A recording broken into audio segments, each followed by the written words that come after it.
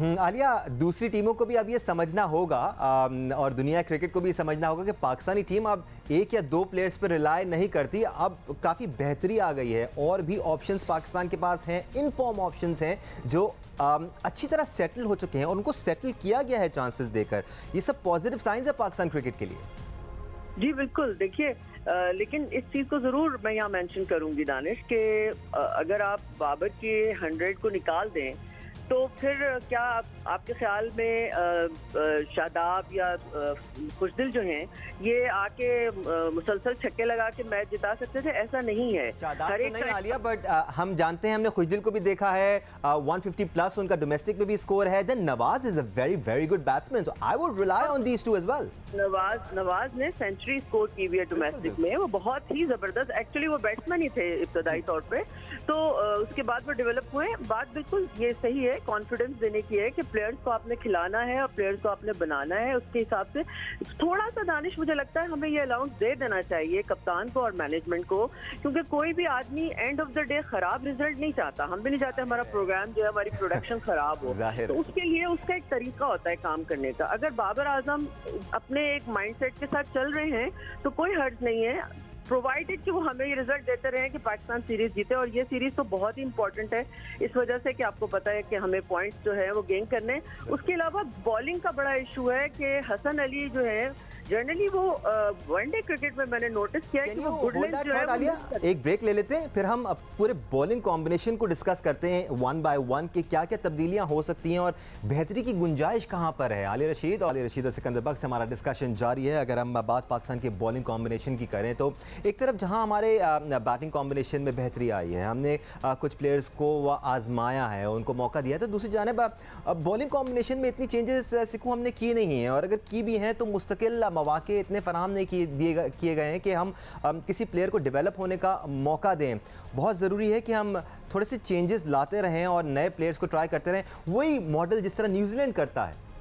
नहीं, न्यूजीलैंड ही पूरी दुनिया करती है, इंग्लैंड भी करता है, आप ऑस्ट्रेलिया भी करता है, वो भी करते हैं।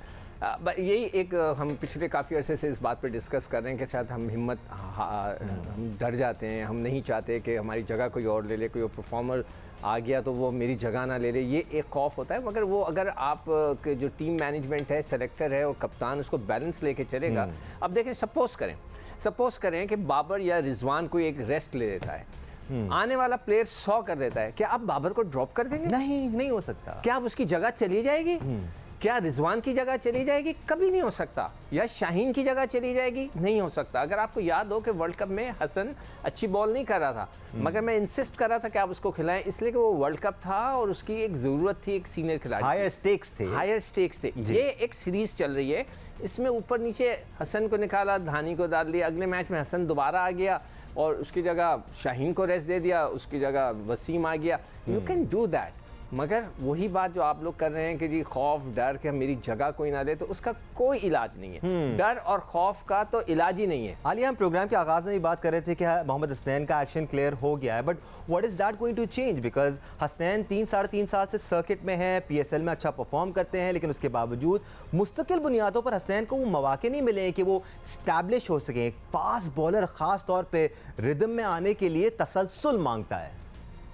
यकीनन, लेकिन उसके साथ साथ ये भी है दानिश कि आप बहुत ज़्यादा हारिस रऊफ की भी मिसाल उसके सामने है कि अगर आप बहुत ज़्यादा पेसी हैं, आपने बड़े ज़बरदस्त तेज़ बॉलिंग की है, लेकिन आपकी एक्यूरेसी नहीं है, आप रिपीटेबल बॉल्स नहीं करते, आपको कंट्रोल नहीं है, तो आप वहाँ मार खा जाते हैं। तो इस वजह से ये इसको खुशकिस्मती कहिए कि हमारे पास माशाल्लाह इतने फास्ट बॉलर्स आ गए हैं और इतने अच्छे हैं कि इनमें इतना कंपटीशन आ गया है। नसीम भी अपनी जगह मौजूद है, बैट्समैन भी। आप आज से 5-6 साल पहले देखें, ना बैट्समैन ना बॉलर्स, हमें इतने ऑप्शन नजर नहीं आते थे। जी बिल्कुल सही बात है। तो ये इसका क्रेडिट तो हमारे क्रिकेट बोर्ड्स को, हमारे सिस्टम्स को जाता है कि अच्छे प्लेयर सामने आ रहे हैं और उनको गाहे बगाहे मौका देना चाहिए। मैं हमेशा से इस बात को एडवोकेट करती हूँ कि अगर आपके पास सरप्लस में प्लेयर्स हैं, क्वालिटी प्लेयर्स, तो आपके पास 3 फॉर्मेट भी हैं, आप उसके मुताबिक भी उनको डिवाइड कर सकते हैं। जरूरी नहीं है कि जो टेस्ट में अच्छा खेल रहा हो। अभी हसन अली की हम बात कर रहे थे ब्रेक से पहले, हसन बड़े प्यारे हैं, हमें हम उनको बड़ा इज्जत देते हैं, प्यार करते हैं, लेकिन हमें ये देखना है कि वैसे मुझे तो इस बात का डर है कि वसीम भाई फिर डांटेंगे हमें कि हम हसन अली के ऊपर क्यों बात कर रहे हैं लेकिन वो हसन जो है वो वनडे में मैंने हमेशा नोटिस किया है कि गुड लेंथ को मिस करते हैं, और वहाँ पे वो जब वेरिएशन देते हैं तो बैट्समैन को लग्जरी मिलती है। इस वजह से थोड़ा सा या तो फिर अब ये है कि मुझे नहीं लगता कि आज के मैच में कोई चेंज होगा। मुझे लगता है हसन अली खेलेंगे, उनको दोबारा से वो सपोर्ट दी जाएगी जो कप्तान उनको दे रहे हैं और सीनियर क्रिकेटर्स भी दे रहे हैं, और देनी भी शायद चाहिए, लेकिन उसके साथ साथ फिर वो हमें रिजल्ट भी चाहिए। फिर हम ये भी देखें, देखिए अलजैरी जोसेफ जो हैं वो मीनवाइल उन्होंने बड़े हाई पेस के साथ और बड़े गुड एरियाज में उन्होंने मोस्टली बॉलिंग की, ठीक है। और आप देखिए उन्होंने जो वेस्ट इंडियन बॉलर्स हैं वो बाउंसर पर ट्राई करते रहे, फखर के अलावा बाकी सब जो है, ये भी खुश आइंद बात है कि बाकी सब जो है उन्होंने शॉर्ट पिच बॉलों को हैंडल कर लिया, फखर सिर्फ आउट हुए। तो कहने का मकसद ये है कि सब अपनी अपनी जगह ट्राई करते रहें, एक कॉम्बिनेशन बनता है, टीम वर्क होता है। मगर पाकिस्तान के बॉलर्स ने आखिरी 10 ओवर्स में 86 से 87 रन खाए हैं।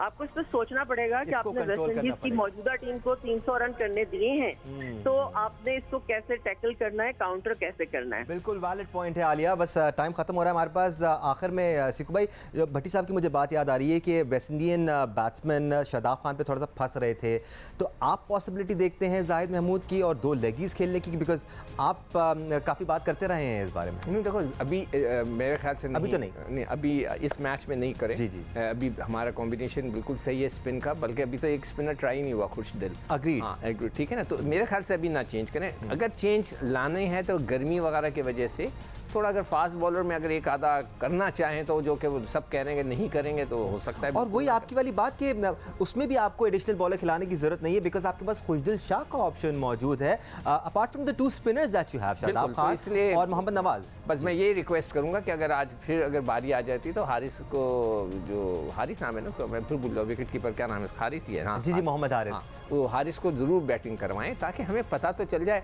ये ना हो कि उसको सफ़र पे सफ़र कराते रहें, 4-5 साल बाद भी अचानक खिला के बाहर कर दें, जो हम उमन करते हैं वो ना करें प्लीज़। याद रहे मोहम्मद हसनैन के साथ भी कुछ ऐसा ही हुआ, और काफ़ी सारे प्लेयर्स हैं, इवन सऊद शकील को भी मुस्तकिल बुनियादों पर कंसिस्टेंटली चांसेस नहीं दिए गए। अगर वो खेल भी रहे थे तो उनका बैटिंग ऑर्डर फ्लक्चुएट होता रहा। कितना ज़रूरी होता है कि किसी एक प्लेयर को प्रॉपर चांसेस दिए जाएँ और उसका बैटिंग ऑर्डर ज़्यादा तब्दील ना किया जाए। हाँ, I absolutely agree, at times situations ऐसी होती हैं कि आपको थोड़ा सा फ्लेक्सिबिलिटी का मुजाहरा करना पड़ता है, लेकिन प्लेयर कंसिस्टेंसी चाहता है, बिल्कुल उसी तरह जिस तरह टीम्स रिदम में आने के लिए जीतना जानती हैं।